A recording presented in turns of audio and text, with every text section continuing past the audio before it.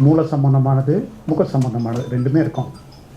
ஏன் ரெண்டுமே கம்பைன் பண்ணுறீங்கன்னா, ஒன்று வந்து இது அந்த குழந்தை நாங்கள் லாஸ்ட் டைம் ஆப்ரேட் பண்ண குழந்தையோட ஒரு மாடல், அதே சைஸுக்கு எப்படி அந்த ஸ்கல் இருக்குமோ அதே சைஸு, சீரோகிராஃபிக் மாடல்னு சொல்லுவோம்.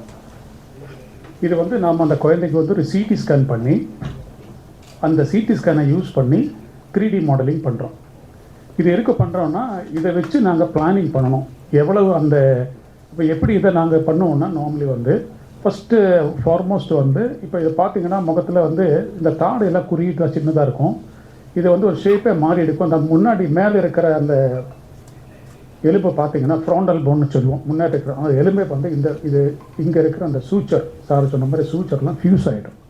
ஸோ அப்போ என்ன பண்ணோம்னா, இதை கொஞ்சம் பிளானிங் பண்ணணும். ஃபஸ்ட்டே முதல்ல உட்காந்து எவ்வளோ கொண்டு வர போகிறோம், எவ்வளோ மில்லிமீட்டர் எந்த அளவுக்கு கொண்டு வர போகிறோம், எந்த இடத்துல முன்னாடி கொண்டு வரணுமா, மேலே போகணுமா, கீழே போகணுமான்னு எல்லாமே கொஞ்சம் பிளான் பண்ணணும். அந்த பிளானிங் எல்லாம் முதல்ல இதுலேயே முடிச்சிருவோம். அந்த பிளானிங் வந்து இதுலேயும் பண்ணலாம், நம்ம கம்ப்யூட்டர் யூஸ் பண்ணி அந்த கருவிலையும் பண்ணலாம். இதை பண்ணிவிட்டு எல்லாம் பிளான் பண்ணதுக்கப்புறம் நாம் முன்னாடி நம்ம மேலேயே வந்து இந்த ஸ்கால்ப்னு சொல்லுவோம், இந்த ஸ்கின் அந்த சர்மம் வழியாக இதை ஃபுல்லாக ஓப்பன் பண்ணணும்.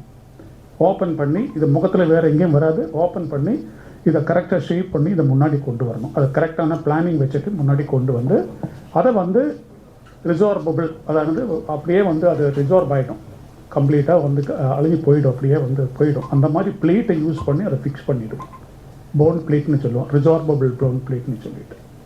ஸோ இது என்ன அட்வான்டேஜ்னா, சின்ன குழந்தைகள் பண்ணும்போது நம்ம மற்ற ஸ்டெயின்லெஸ் ஸ்டீலோ டைட்டானியமோ நம்ம ரொம்ப அளவுக்கு யூஸ் பண்ண மாட்டோம். ஏன்னா இது வந்து திருப்பி போய் ஆப்ரேட் பண்ணி எடுக்கிறதும் கஷ்டமான வேலை.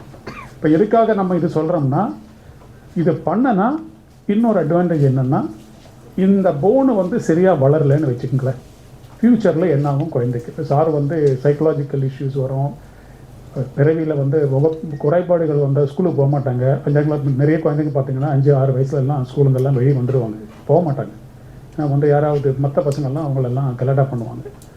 1 2 வந்து என்ன இஷ்யூனா, மேல் தாடை இல்லை வந்து அந்த பேஸ் ஆஃப் த ஸ்கல்னு சொல்லுவோம், அது வளராட்டி போனால் கண் குழியும் வளராது. இந்த கண் குழி வளராட்டி போனால் கண்ணு பிதுங்கின மாதிரி இருக்கும், அதுவும் ப்ராப்ளம் வரும். அப்போ கண்ணுக்கு இன்ஜுரியாக இருக்கான வாய்ப்புகள் ஜாஸ்தி. 2 3வது மேல் தாடை கீழ்த்தாடை உங்களுக்கே தெரியும். அதாவது வந்து 18 வயசு வரைக்கும் இது வளர்ந்துட்டு இருக்கும். இந்த தாடை வளரணும், தாடை கரெக்டாக வளர்ந்தால் தான் நம்மளோட பல் அமைப்பு நல்லா வளரும். ஸோ இதெல்லாம் ஒரு காம்பினேஷன் தான். மூளை மேலே இருக்கிற அந்த கிரேனியல் போனை, கண்குழிகள், மேல் தாடை, கீழ்த்தாடை, இதெல்லாம் கரெக்டாக வந்து அமையணும்னா இந்த ஆப்ரேஷன் மூலமாக ஃபஸ்ட்டு இது கிளியர் பண்ணி